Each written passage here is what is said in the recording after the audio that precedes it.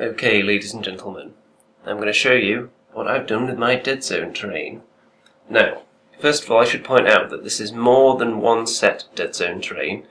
It's all the stuff you get in the Deadzone box, and then there are some additional parts from other sprues, including the Battle Zone sets.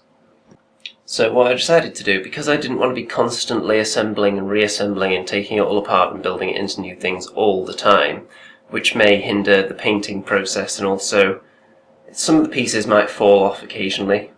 I wasn't prepared to deal with that, so I decided to stick most of it together, but in such a way that I could rearrange it and make it seem different each time. So, for example, first of all, these lampposts aren't actually attached to anything, so they're separate. They can just be put on later to make things look different. This building here is all one piece. This is supposed to look like a building that was midway through construction when they were somehow interrupted by the plague or whatnot. So the second floor has only got 2 bits of wall on it. Then this piece here, little gun turret there, if I take all the accessories off the top so I can show you how this works.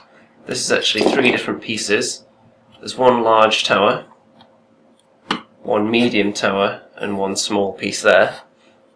And I've got a few pieces like this that are supposed to be like bridges so that I can attach the separate pieces together later. So these are the only pieces that are just on their own. So then they can be rearranged in any particular way. If I wanted to have that piece on there for a particular game, suddenly it's a totally different building. If I wanted to have that on here, and then stick that there, so people can still access the top, it's a totally different terrain piece now. And then with the bridges, if I want to just slot that on there, there we go, now I've got a little walkway over to the tower. You see what I'm going with. And then this ruined building, which is made from some of the destroyed bits, so it looks like some explosions have gone off in here. I don't know if you can tell, but it's looked like before it was blown up it was supposed to be symmetrical, so there would have been another ladder on this side.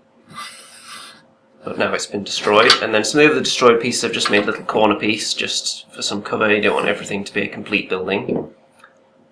Then I've got this little arrangement here, the little walkway here, with this is the one permanent lamppost, and behind you can stand in there, and that was just attached to this piece here.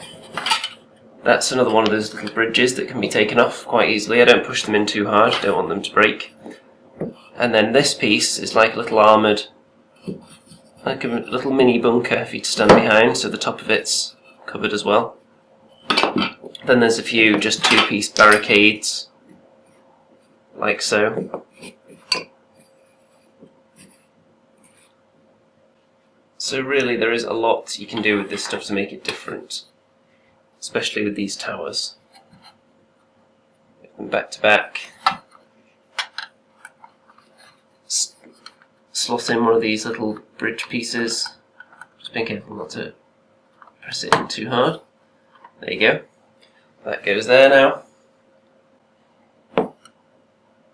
You could have that there, for example.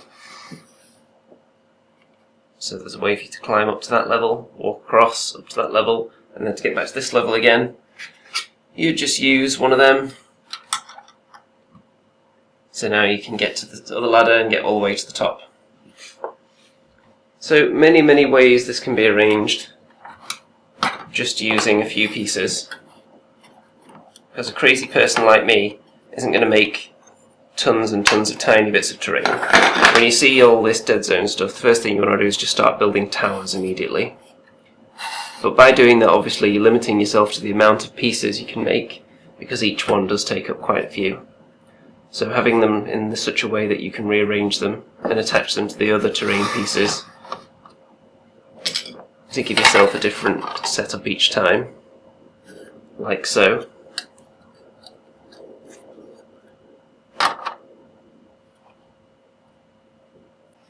So yes, the Deadzone terrain. One recommendation I would make, if you're going to be using this stuff, get a good pair of clippers that you can get really close to the piece with when you're snipping them off the sprue. Because by far the hardest part is if you've clipped them off with a shoddy pair of clippers that leave a piece of sprue attached. is then scraping and filing down every single piece. There's not really a lot of mould lines as such, it's just where you've not cut quite close enough to the piece and there's still a bit of sprue attached. That is a bit of a nightmare to remove, so make sure you've got a good pair of clippers. And that's the only difficult bit really. It goes together easily. Some of the connectors you'll find go in easier if you just file a little bit around the edges of the connections. It doesn't matter if you make them too loose if you're going to glue them down. Obviously be careful if you want to have it so you can pull it apart afterwards and then reassemble it however you want. I wouldn't necessarily recommend that for all the pieces though. I'm sure something like this may lose a little of its structural integrity if there was no glue involved at all. Something this tall. Anyway, all that remains to be done now is to have it all painted, and then I can start getting some games in on it. So, stay tuned, ladies and gentlemen.